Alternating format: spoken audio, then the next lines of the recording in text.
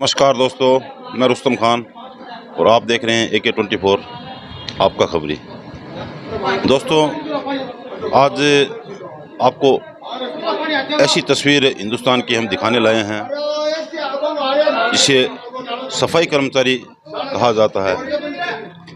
हिंदुस्तान में सफाई की जो व्यवस्था है वो पूरे विश्व में इतनी जटिल व्यवस्था है सफाई की कि जहाँ पर सफाई कर्मी जब काम करते हैं तो अगर आप उनको काम करते हुए देखेंगे तो आप जो उनकी सरकारी जो तनख्वाह है वो आपको कुछ नहीं लगेगी। जो पक्के कर्मचारी है 25 से 30 हज़ार उनकी तनख्वाह होती है और जो कच्चे के कर्मचारी है उनको मात्र 300 रुपया दिन का इस सफाई का मिलता है। आप देख सकते हैं जो पूरे शहर का जो कीचड़ जितना भी कचरा है वो इकट्ठा होकर शहर के सेंटर के इस जगह में आकर इकट्ठा हो जाता है। उस जगह से ये सफाई कर्मचारी कचरा निकालते हैं। आप हालत देख सकते हैं, कम से कम 3-3 फुट कचरा इन्होंने अंदर से निकाल दिया है। अंदर कचरा जमा हुआ है और जो धूप आप देख रहे हैं कम से कम 43 डिग्री तापमान यहाँ पर है और आप खुद देख सकते हैं कि कितनी ये मेहनत का काम है।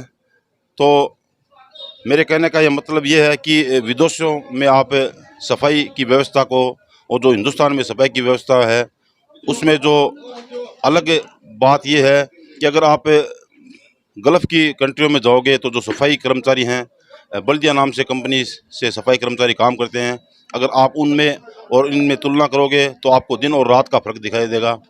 ये सफाई कर्मचारी सुबह अपने औजार लेकर घर से निकलते हैं और जब पूरे शहर के कचरे में ये घुसते हैं तो अगर आप इनको सफाई करते देख लेंगे तो आपको खुद को अचंभव होगा कि कितनी मेहनत का ये काम है।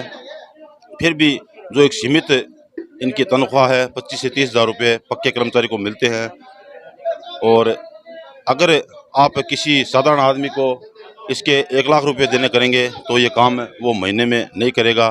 तो विदेशों में जिस प्रकार सफाई की व्यवस्थाएं हैं, जिस प्रकार सफाई के साधन हैं, उस प्रकार के साधन अभी हिंदुस्तान में डेवलप नहीं हो सकते हैं। सरकारों के पास बड़े बड़े बजट है लेकिन न जाने क्यों सरकारें इस ओर ध्यान नहीं देती है। आज़ादी के बाद सफाई कर्मचारी इस संघर्ष से लड़ रहा है और आप खुद देख सकते हैं कि कम से कम 25-30 कर्मचारी यहाँ पर लगे हुए हैं जो नाले के अंदर भी कम से कम 7-7 फुट के नाले के अंदर घुसे हुए हैं और उनसे कचरा निकाल रहे हैं। तो बड़े इवेंटों पर बुलाकर सरकारें इन्हें सम्मानित कर देती है, कुछ पुरस्कार दे देती है, लेकिन जो असल समस्या है उस और सरकार का ना जाने क्यों ध्यान नहीं जा रहा है। सरकारें बड़े बड़े आयोजनों पर किसी न किसी तरीके से इनको सम्मान दे देती है, लेकिन जो जटिलताएं इस सफाई व्यवस्था में न जाने उनको मिटाने का क्यों प्रयास नहीं किया जाता है।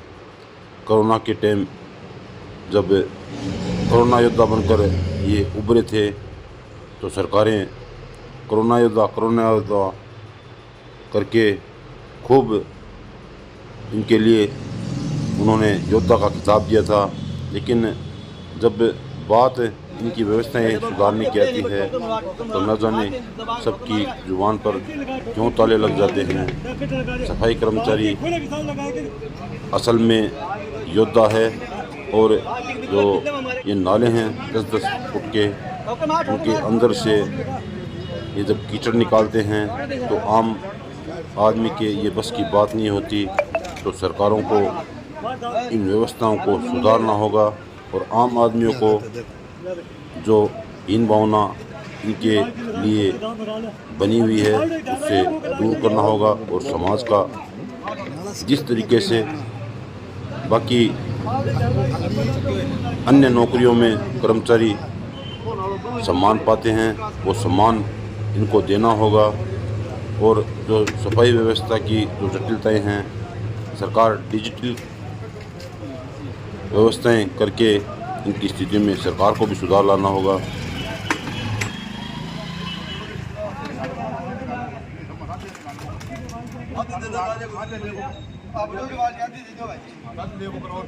तो आप खुद बदहाली देख सकते हैं हिंदुस्तान की कि सफाई की क्या बदहाली है। अगर यही काम आप विदेशों में देखेंगे जाकर तो जो इलेक्ट्रॉनिक सिस्टम है, जो मशीनें हैं, वो इस प्रकार की आ चुकी है कि सफाई कर्मचारियों को इतना मेहनत नहीं करना पड़ता है। और आप देख सकते हैं कम से कम पत्थर की तरह अंदर जो कीचड़ जम चुका है उसको खुरेद खुरेद कर कर्मचारी अंदर से निकाल रहे हैं। और एक सीमित जो मानदेय होता है उनका 25 से 30 हज़ार रुपये, उस मानदेय में ये काम करते हैं। और हमने कुछ बात की कर्मचारियों से, कच्चे के कर्मचारी भी यहाँ पर है जो मात्र 300 रुपये में ये काम यहाँ पर करते हैं। तो कहने का मतलब ये है कि जो सफाई कर्मचारी का जो काम है उसकी जटिलता जो है उस वो हमें समझनी होगी। और ये जो काम है वो एक नॉर्मल आदमी अगर ये काम करना करेगा तो वो लाख रुपए महीना देने पर भी ये काम नहीं कर सकता। तो जो सरकारें हैं उनको इस व्यवस्था को सुधारना होगा, मशीनरियों का उपयोग बढ़ाना होगा। और इंसान जो जो बाहर के जो मैं दुर्भाग्य कह सकता हूँ, ये दुर्भाग्य भी है कि इन सफाई कर्मचारियों को समाज में वो स्थान नहीं मिल पाता है जिस स्थान की ये अपेक्षा करते हैं, वो स्थान इनको नहीं मिल पाता है। लोग इनसे दूर भागते हैं, ना जाने कौन सी इनमें कमी देखते हैं। और पूरे जो शहर की जो कचरा है उसकी सफाई करने के बाद लोग इनसे दूर भागते हैं, मालूम नहीं। तो कहने का मतलब है कि ये रिपोर्ट करते करते खुद मैं थोड़ा भावुक हूँ कि जो सफाई की ये जो व्यवस्था है इसको हमें सुधारना होगा। और जो मशीनरी है, सर इलेक्ट्रॉनिक मशीनरियाँ हैं जो आजकल है, उनका उपयोग सरकारों को बढ़ाना होगा। 21वीं सदी चल रही है, हिंदुस्तान में हर चीज़ में हम आगे जा चुके हैं, लेकिन जो सफाई की जो व्यवस्था है उसमें सफाई कर्मचारियों की जो हालत है वो आज भी 1947 के बाद कोई उसमें सुधार नहीं आ पाया है। कर्मचारी को काम करना पड़ता है, अंदर घुसकर खुद काम करना पड़ता है। और जो विदेशों की तर्ज पर सफाई की यहाँ व्यवस्था, कुछ भी व्यवस्था नहीं है। वो गल्फ़ कंट्री का मैं सिस्टम बता दूं आपको, बल्दिया नाम से कंपनी है गल्फ़ में, तो सफाई कर्मचारी उसमें भी काम करते हैं। लेकिन जब उनको ये कहा जाता है कि आप कौन सी कंपनी में, तो वो गर्व से कहते हैं कि मैं बल्दिया कंपनी में काम करता हूँ। हालांकि वो भी सफाई कर्मचारी है और ये भी सफाई कर्मचारी है, लेकिन अंतर दिन और रात का है। ये रिपोर्ट हमारी जारी रहेगी। आप देख सकते हैं ये जो शहर के बीच स्थित नाला है उसमें ये सफाई का काम चल रहा है। कम से कम 25-30 कर्मचारी लगे हुए हैं और 43 डिग्री के लगभग सरासर का तापमान है। हम जब इस धूप में खड़े हुए थे तो मोबाइल भी हीट करने लगा था, उस हीट में ये कर्मचारी काम कर रहे हैं। तो आपको खुद को ये तय करना होगा कि इस व्यवस्था को हमें सुधारना होगा। और जो इनका मानदेय है वो एक उचित मानदेय मेरे हिसाब से नहीं लग रहा। तो ये मुद्दा वैसे तो राष्ट्रीय लेवल का मुद्दा है, लेकिन हो सकता है कि हमारी वीडियो से लोगों के जहन जाग जाएं और इस जो सफाई व्यवस्था है इस पर सरकारों का ध्यान जाए। इसमें इनकी जटिलताओं को रोकना होगा, इलेक्ट्रॉनिक सिस्टम बढ़ाने होंगे। देखते रहे हमारे साथ। मैं रुस्तम खान, AK24, आपका खबरी। धन्यवाद।